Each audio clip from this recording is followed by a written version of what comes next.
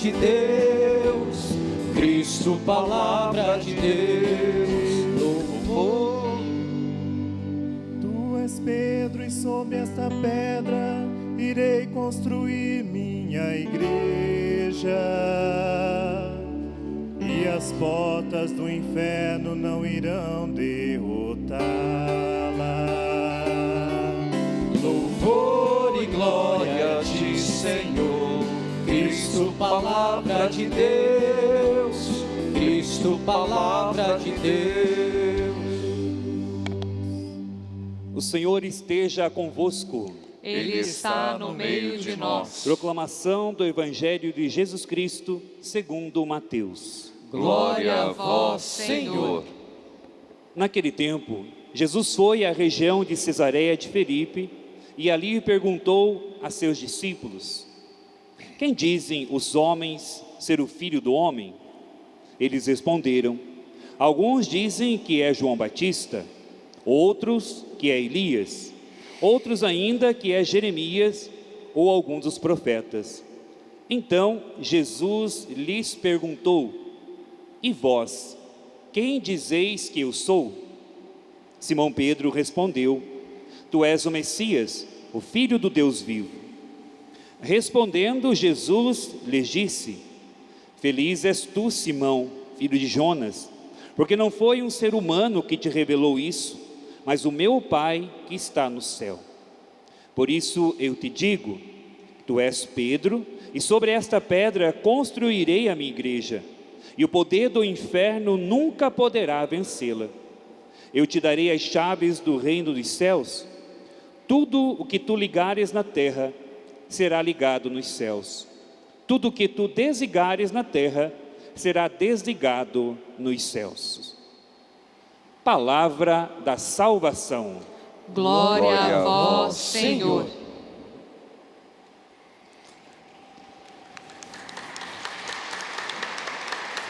Amado povo de Deus, neste santuário de Nossa Senhora de Guadalupe, Jesus das Santas Chagas, hoje a igreja nos convida a celebrar a Cátedra de Pedro. Alguns poderiam se questionar: o que temos nós a ver com a Cátedra de Pedro? Temos tudo a ver. Principalmente nesse período, já foi pior, não quer dizer que estamos piores do que antes, de desencontros e de posições bastante acerradas. Nós somos chamados a nos lembrar que somos uma única igreja. Somos uma única igreja assistida pelo Espírito Santo, que é o Espírito Santo que nos conduz. Somos chamados a refletir este aspecto tão importante que é a nossa unidade, comunhão. O Evangelho nos fala de um fato descrito por São Mateus, que fala quando Jesus pergunta aos seus discípulos: o que é que falam de mim? E os discípulos dão mais ou menos um parâmetro de como as pessoas o veem, dizendo: alguns dizem que é João Batista, que tinha acabado de ser morto, degolado. Outros dizem que és Elias, o grande profeta. Há quem diz que tu és o Jeremias. Mas então Jesus faz uma pergunta direta, uma pergunta que apela ao nível de consciência dos seus próprios apóstolos. Provocativa a pergunta, para eles e para nós. E para vocês, quem sou eu?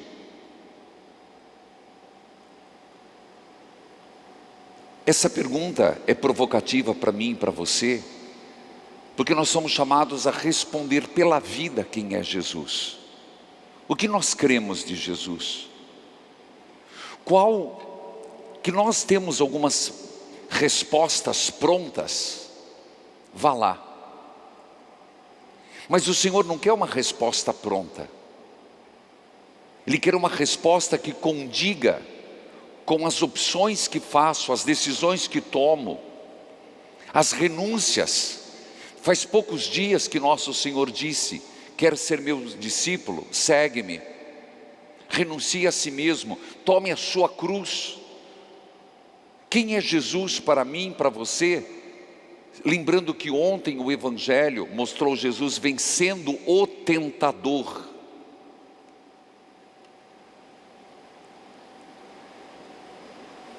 Pedro, se tinha consciência plena ou não, mas movido por Deus, diz: Tu és o Messias, o Filho do Deus vivo. E na oração inicial da missa de hoje, nós pedíamos Deus que nada possa nos abalar, porque nossa fé está firmada na pedra que foi a profissão de São Pedro. Então não é em Pedro, na pessoa humana de Pedro, que está alicerçada a nossa fé, mas naquilo que Deus fez que Deus fez em Pedro e pronunciou em Pedro. Jesus é o Cristo. Essa é a pedra fundamental que sustenta a igreja, apesar de ter suas limitações ao longo da história e no momento presente. Mas é essa a profissão que nos dá segurança. Eu creio, porque eu creio no Senhor. Eu creio porque o Senhor é a pedra fundamental. Eu creio porque Tu és o Cristo, Filho do Deus vivo. Meus irmãos, isso é algo que não pode nos deixar abalar. Nós vemos reportagens, nos escandalizamos, ficamos perplexos com certas coisas. Mas o que é que nos faz cristãos católicos? É a certeza que, apesar de ter pessoas humanas falhas, limitadas, e quem não tem pecado, atire a primeira pedra. Quem não tem pecado, atire a primeira pedra. É esse Espírito Santo de Deus que sempre fica aqui no pináculo do santuário para dizer: é o Espírito que conduz, é o Espírito que sustenta, é o Espírito do Pai e do Filho que conduz a igreja ao longo dos séculos. E isso está muito bem expresso quando celebramos Cátedra de Pedro. O que quer dizer essa festa Cátedra de Pedro? O que me atinge? Cátedra vem da palavra sédia, sede, que quer dizer cadeira, aquela cadeira primordial que está ali, que é para quem concelebra, para quem preside a celebração. Mas em Roma, está tão bem expresso na Basílica de São Pedro, porque lá é impressionante, é uma sede, é um trono, sim, um assento, que é uma cadeira que foi dada até por Carlos, o imperador Carlos o Calvo, foi dado em virtude de uma visita. Mas o Bernini, que foi o grande construtor, ele representou muito bem, porque ele coloca várias pilastras, e ele coloca sustentando esse trono 4 doutores da igreja, 2 do Oriente e 2 do Ocidente. São Atanásio, Santo Agostinho e Santo Ambrósio do Ocidente, e do outro lado Santo Atanásio e São Crisóstomo, que segura a Cátedra de Pedro, quer dizer, essa comunhão Oriente e Ocidente, os padres da igreja. E logo em cima na cadeira é o único vitral colorido da Basílica de São Pedro, o Espírito Santo. Lá está representado quem é que sustenta, quem é que faz com que pessoas passem, gerações passem e a fé permaneça.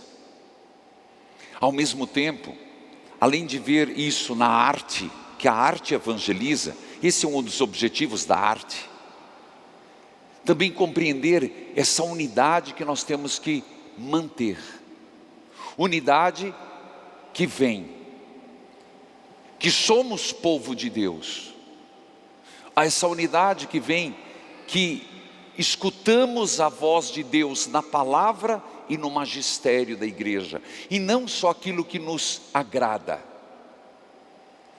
Porque é muito fácil escutar Deus naquilo que nos consola, mas o difícil é compreender, por exemplo, a palavra, a tradição da igreja, que não é só a palavra.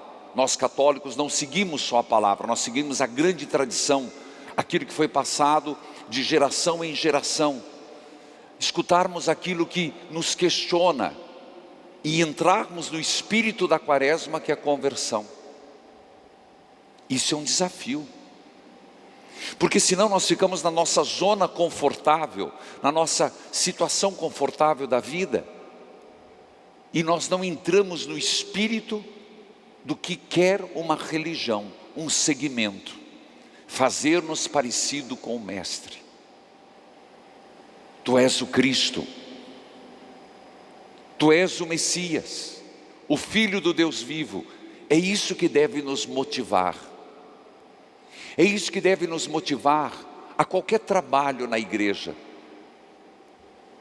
Conversando com o conselho pastoral paroquial, a gente vê tantas pessoas que mesmo na pandemia estão aqui servindo, nas paróquias estão servindo, e aqui não importa o nível que a pessoa aparece mais ou menos, um papel de bala que você cata no chão, um chiclete que você tira debaixo do banco, que geralmente é cheio, o amor com que você serve as mesas na caridade, todos são importantes para o corpo místico de Cristo.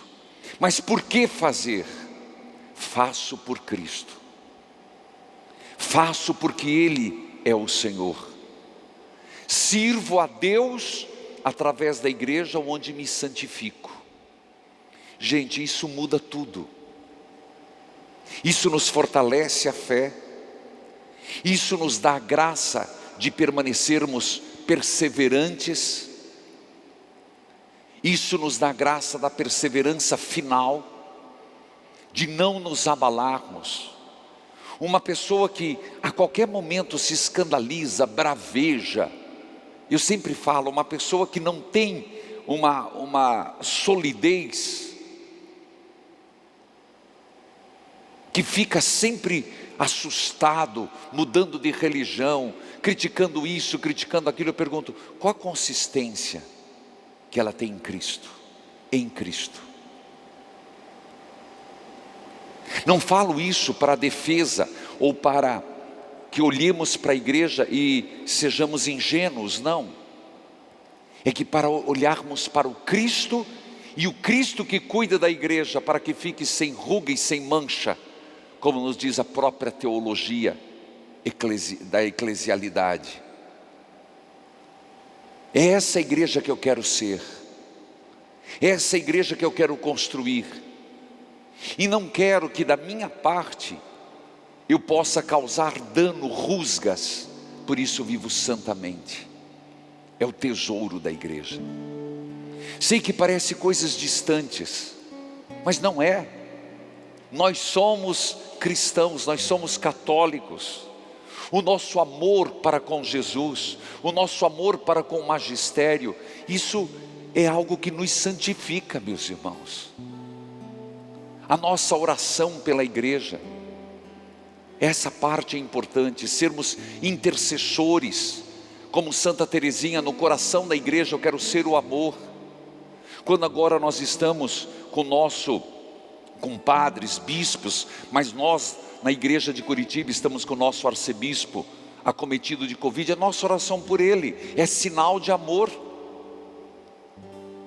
Quantas domingos ele não vem celebrar aqui, certamente virá na Semana Santa, mas isso mostra, nós somos um reza pelo outro.